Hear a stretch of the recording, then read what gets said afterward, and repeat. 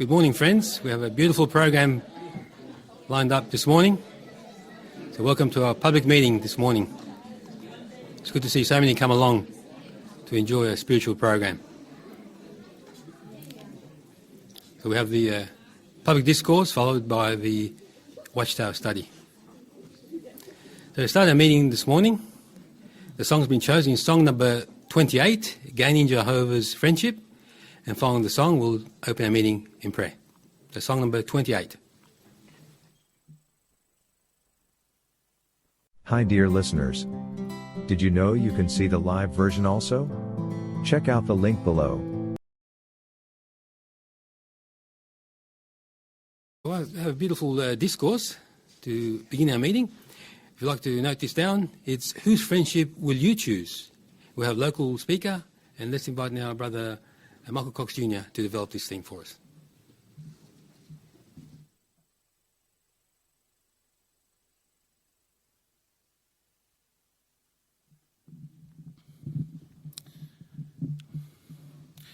As humans, we hunger for friendship and connection with others.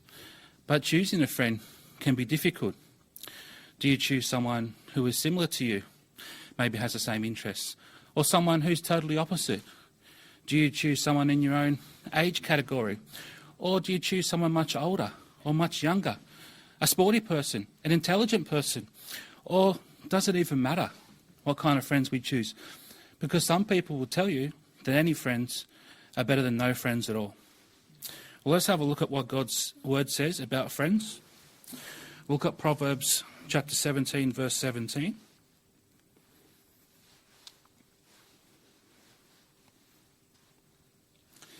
A true friend shows love at all times, and is a brother who is born for times of distress. So during good times, our friends add to our happiness. But even more than that, during hard times, they strengthen us and build us up. The verse says that our friends will be like a brother who will be born for times of distress. So a time of distress can be when we're feeling down, maybe we need comfort or support. But a time of distress can also be when we're heading down a wrong path or about to make a poor decision. That's when a true friend will have the courage to speak up and to help us avoid taking a false step. So it's great to have friends to enjoy the good times in life with, but it's even better to have true friends when times are tough. So can't we see from this one verse that choosing the right kind of friends is very important for us and greatly beneficial? Did you know that the Bible contains one of the most important friends requests that we will ever receive? Let's have a look at that. It's in James chapter 4, verse 8. And we'll just leave our Bibles open here because we'll read verse 4 shortly after. Draw close to God and he will draw close to you. So what a special invitation here. God is offering us his friendship. But there are conditions to that friendship. We'll have a look now at verse 4. It says, do you not know that friendship with the world is enmity with God? Whoever therefore wants to be a friend of the world is making himself an enemy of God.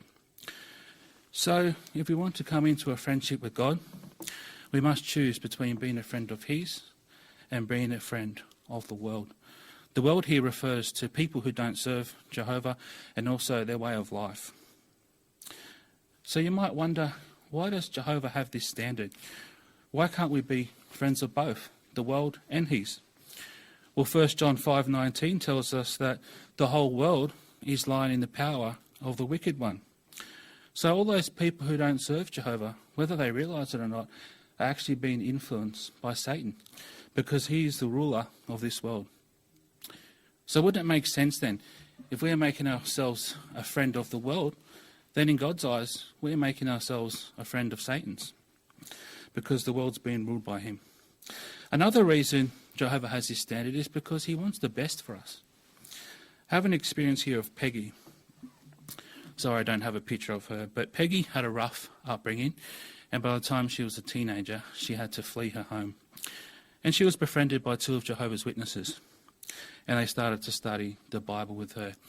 Peggy relates that the time I spent with them was filled with real joy, peace and contentment. But sadly, after a few months, she quit her study and she started hanging out with some youth that she met. Eventually, their bad influence led Peggy into a life of crime and a $200 a day drug habit. Then by the time she was 18, she met a young man named Ray. Ray offered Peggy all the drugs she could have for free, but he wanted something in return, and he led her into prostitution. Thankfully, eventually Peggy fled her bad friends, and one day at her new location, she received a knock on the door, and there stood two of Jehovah's Witnesses. Peggy relates, as I stood there, tears of joy flooded down my face as I stared at the two startled women. I had grown to despise my former friends, but here were two real friends, and Peggy resumed her Bible study. Can't we see from this experience that not just any friends are better than no friends at all? To become Jehovah's friend, we know we have this invitation that we just read. So how can we do that? Well, to become Jehovah's friend, we must come to know him. Have you ever just gone up to a stranger and befriended them? Well, no, you wouldn't do that, would you?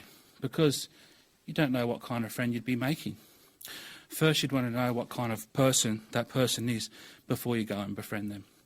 And it's the same with coming into a friendship with God. To be in a real friendship with him, we have to come to know him. This is highlighted for us in John chapter 17, verse 3. Let's just read that now. It's John 17, 3.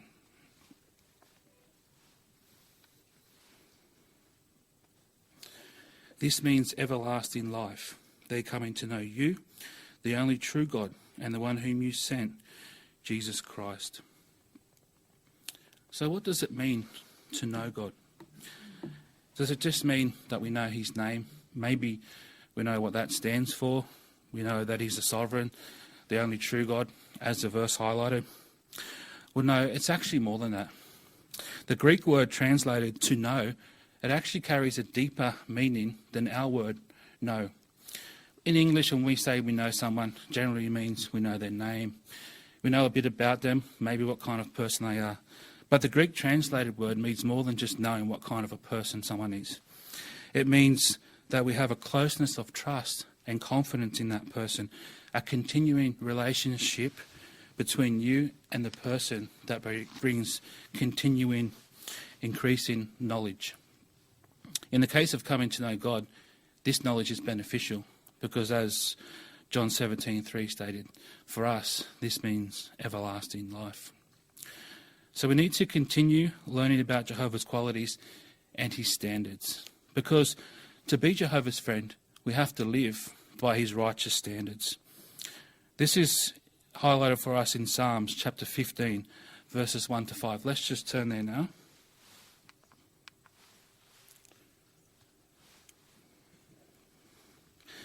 David here sang about what is required to become Jehovah's friend.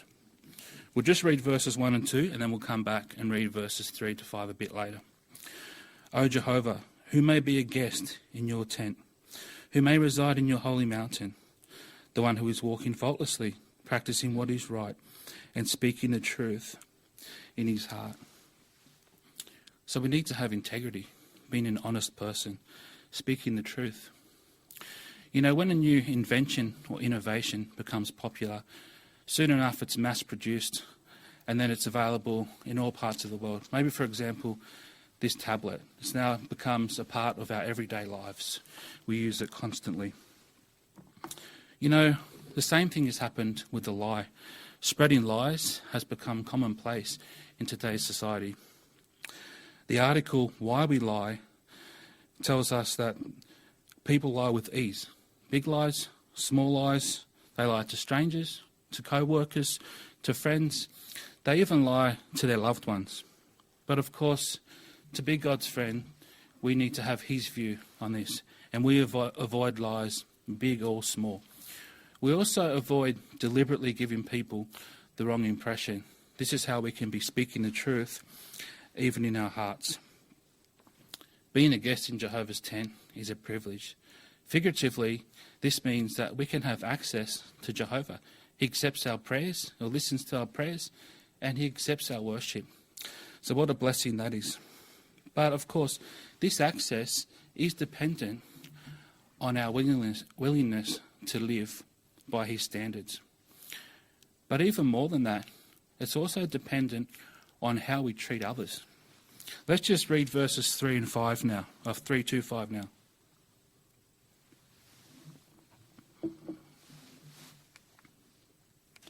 That's Psalms chapter 15. He does not slander with his tongue. He does nothing bad to his neighbour, and he does not defame his friends. He rejects anyone who is contemptible, but he honours those fearing Jehovah. He does not go back on his promise, even when it is bad for him.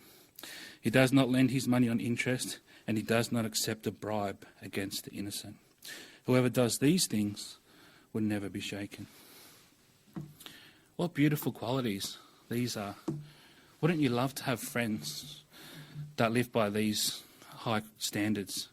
Well, Jehovah does. And that's one of the benefits of coming into a friendship with him. His friends become your friends. And he expects all of his friends to get along and to live by these high standards. Let's just highlight a couple. First of all, we'll have a closer look at slander. If we slander someone, it actually creates a gap between us and Jehovah, because slander is a characteristic of Satan. The word devil is derived from the Greek word meaning slanderer. Have you ever been about to buy something online and then you just decide to scroll down and read the reviews? Maybe you read 5 or 6 good reviews, and then all of a sudden there's this negative review, and it kind of puts you off what you're about to buy. Maybe you read 5 or 6 more reviews and they're all good, but you still have this doubt in your mind from that one negative review, and you don't even know if it's accurate, but maybe it puts you off from buying the product that you actually wanted and needed. Well, a similar thing can happen when someone's name is slandered. One negative, inaccurate comment can change people's opinion about a person. And also, a person that listens to slander can also be wrong and can be damaging themselves. Because just like a person can be put off from buying a product due to a bad review, a person who listens to slander can be turned away from their friends because of something that the slanderer has some comment they have made. So, to be controlling what we say about others and also controlling what we listen to is crucial if we want to continue being in a friendship with God. Especially, we never want to be slandering Jehovah's hard-working, appointed brothers. Verse 4 mentioned he rejects anyone who is contemptible, but he honours those fearing Jehovah. You know, some people seek selfish benefits by befriending the rich and prominent people, even if they are corrupt. But to be Jehovah's friend, we really need to not associate with the wicked. We need to hate evil so much that we don't want to have any fellowship with people who are practicing it. Rather, our friends should be chosen from Jehovah's friends. We have many good examples in the Bible of friends, of God's friends that we can look at. One such person was Abraham. Abraham had a very close relationship with God. Him and his family lived in the city of Ur. It was a comfortable city, had massive fortifications, so it was very safe. The houses were large. Some had 13 to 14 rooms surrounding massive paved courtyards. So why did Abraham leave this city? Because we see in Hebrews chapter 11 verse 8 and 10, he did it to be obedient to Jehovah's direction. He packed up his family and all their belongings, as we can see in the picture, and he left the safety and comfort of the city of Ur. And you know where he was going? Well, he was going to live in tents. And why did he do that? Well, it comes back to that Greek translated word. He had confidence and a closeness and a trust in his friend Jehovah. He knew that Jehovah could provide for him and look after him no matter where he was living. Another such person is Moses. Moses has had a very close relationship with Jehovah. He gave up a prominent life of luxury and comfort to be with God's people. We see in Hebrews 11, verse 24 to 27, when grown up, Moses refused to be called the son of Pharaoh's daughter, instead choosing to be with God's people. Again, he had that close relationship with Jehovah. He knew that he would always be looked after by his friend, Jehovah. Well, if we think back to James 4:4, that friendship with the world is enmity with God. Let's now consider how we can reject friendship with the world. First, we need to understand that Satan uses the spirit of this world to influence people. So let's read Ephesians chapter 2, verses 1 to 2.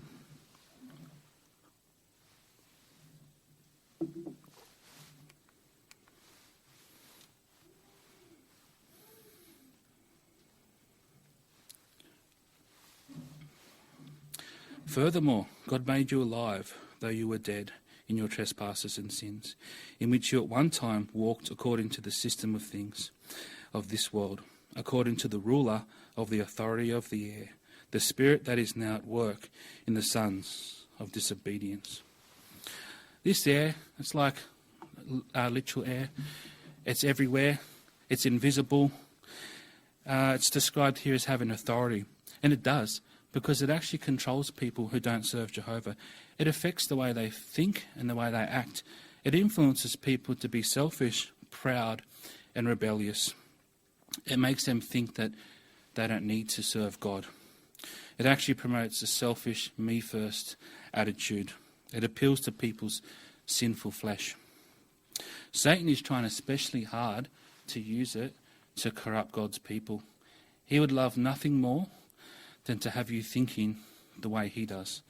And this can begin in subtle ways, maybe that seem innocent, such as allowing ourselves to be affected by the influences of those who don't serve Jehovah. Maybe we start to pick up their habits and their traits. Another way we can be affected by this spirit is in the form of pornography and apostasy. What would you do if you suddenly realised that you're in a room full of poisonous gas? How would you get out of that dangerous situation? Well, you probably have two options for survival. The first thing you could do is hold your breath and look for the nearest exit and then make a run for it and get out of that room. Leave the area. The second one, usually if you have one of these available, you can put on your gas mask, you hook this up to a clean air supply, and then you can move around the room freely. Well, we can do a similar thing in resisting the spirit of Satan's world. For example, in regards to pornography, if we see something come up on our computer screen or on a mobile device, then we can simply just turn it off. So leave the room, get out of there, don't entertain it in any way. We can do the same thing with apostasy. If somehow we're exposed to apostasy, look away, don't entertain it in any way. But what if we find ourselves in a situation where we just can't leave the room? For example, our young ones at school, they can't control how their fellow students behave. And even for us older ones at work, we have to go to work and provide for our families. So we will have some exposure to this toxic air of Satan's system. But this is where the gas mask comes in handy. You hook this up to a clean air supply, and then you can resist the spirit of this world. But of course, we can't wear this physical gas mask around all day long, can we? It wouldn't be practical. So that's where we need to put on our spiritual gas mask. What is our spiritual gas mask? Well, it's regular meeting attendance, personal study, prayer, the Christian ministry, and association with fellow worshippers of Jehovah. When we do these things, we are putting on our spiritual gas mask, and then Jehovah does the rest. He provides us with his Holy Spirit. That's the clean air supply that helps us to breathe and resist the poisonous air of Satan's system. When we put on this spiritual gas mask, we are showing that we are led by God's Spirit. 1 Corinthians chapter 6, verses 9 and 10 talks about many immoral lifestyles that have actually become common practices in today's society. Let's just read that together. It's 1 Corinthians chapter 6, verses 9 and 10.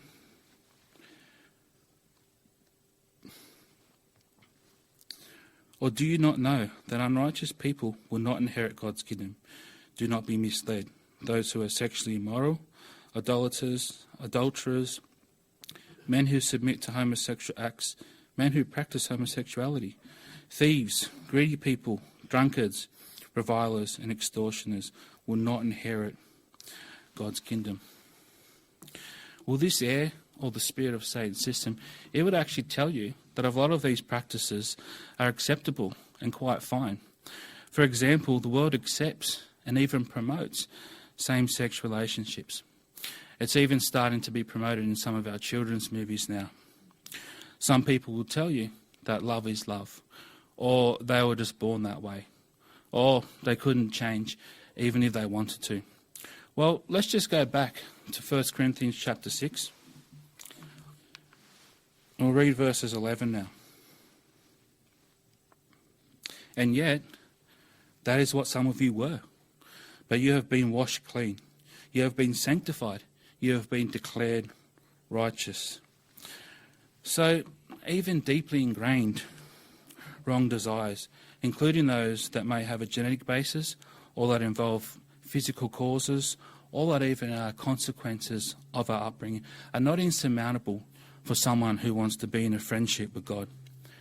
Some people, by nature, are highly emotional, and maybe in the past they gave in to fits of rage and anger. But with enough motivation to be God's friend, and with Jehovah's Holy Spirit, they were able to change their way of behaviour. Or a person may have been an alcoholic, and with the right motivation and a desire to be in a friendship with God, they were able to stop over drinking. Likewise, a person may feel strongly attracted to those of the same sex, but having a strong desire to be in a friendship with God can help them to succeed in remaining clean from homosexual acts and practices. As Jehovah's friends, we all need to reject immoral lifestyles and behaviour and all kinds of conduct. Even more than that, we also need to be refusing to be entertained by these things. And this can be difficult because a lot of the entertainment featured today actually includes a lot of those things that we spoke about in 1 Corinthians chapter 6, verses 9 and 10. If we can just have our next picture displayed, please, brothers. Imagine you're about to bite into this apple, and then you notice that it has a rotten part. What do? Do you just eat it anyway and ignore the rotten bit? Or do you throw the whole apple away? Nah, I'm not risking it. Or do you take out your knife and carefully cut out the rotten part and eat the rest? Well, our entertainment can be similar to this. Some of it may be good, but some of it may be rotten because it's immoral and violent and satanic. So what do we do when we choose our entertainment? Do we just accept anything that's available with no regard to the rotten parts? Or do we give up on entertainment altogether? I'll never be entertained again. It's all bad. Or do we carefully choose our entertainment, avoiding the bad and enjoying the good? Well, really, it's a personal choice. But those desiring to be in a close friendship with God need to ask themselves, how will my choice of entertainment affect my relationship with God? Just imagine that you're on your way to be a guest in Jehovah's tent, and it's your responsibility to provide the entertainment. Would you be comfortable bringing the entertainment that you're entertained by? Friendship with Jehovah leads to so many blessings now and so many more blessings in the future, because Jehovah promises to care for those who love him. Let's read that promise in Matthew chapter 6, verses 31 to 33.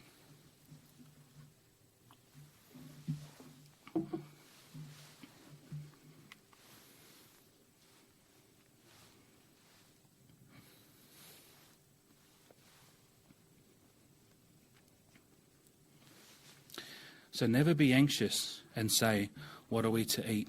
Or what are we to drink? Or what are we to wear? For these are the things the nations are eagerly pursuing. Your heavenly Father knows you need all these things. Keep on then seeking first the kingdom and his righteousness, and all these other things will be added to you. What encouraging words, that Jehovah will always be there to provide for us, to look after us, just like that friend that picks us up when we're down, or that helps us to see that we're heading in the wrong direction. Did you notice that verse 32 mentions the people of the nations are eagerly pursuing material things? These are the people who are friends with the world, and they have no relationship with God, so they center their lives around material and fleshly things. They have no trust or belief that God will provide for them in any way. And we'll see their fate in 1 John 2, verse 17. Let's read that now.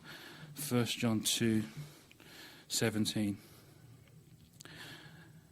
Furthermore, the world is passing away, and so is its desire, but the one who does the will of God remains forever. What a blessing that we are not like those who love the world or desire the things in it, because it's passing away. For friends of God, this is a good thing, because just like a surgeon may remove a deadly cancer from a patient to save their life so they can live a happy and joyful life, God will remove the wicked people from this earth so good people can enjoy life forever. If we can just have our last picture display, please. Just imagine all the things that you can do if you live forever. Maybe learn to play many musical instruments, learn how to sing. Maybe you could go off and meet many more of God's friends, study endless plants and animals. The list just goes on. When you desire to be in a close relationship with Jehovah and work hard for that friendship, it'll be the best friendship you've ever had. He'll be a friend that picks you up when you're feeling down, a friend that speaks up when you're about to make a poor decision, a friend that will bring you in to his circle of friends and protect you, a friend that will always be there and always want the best for you.